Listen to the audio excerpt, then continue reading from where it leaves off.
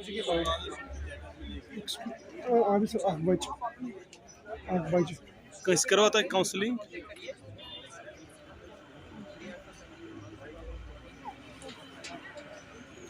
Abi sıra. First of all मैं media लोगों का ही शुक्रिया अदा करना चाहता हूँ क्योंकि जो यहाँ पे हमारे पास आए, और सेकंडली हमारे म्यूनसिपल चेयरमैन और हमारे STO sir Jazib Mohammad sir वो भी यहाँ पे आए।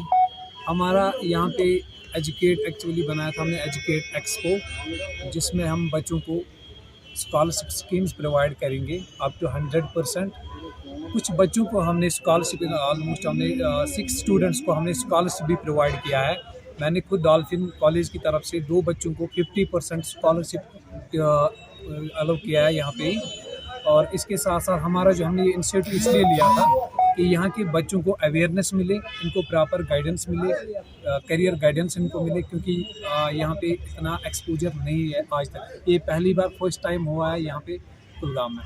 तो जिन बच्चों ने रहेगी उनको आना चाहिए इन प्रोग्राम्स में। ये ज़रूरी नहीं है कि ओनली एडमिशन का सिस्टम है, ये इसमें इंसान सीख जाता है, करियर गाइडेंस मिल जाती है बच्चों को।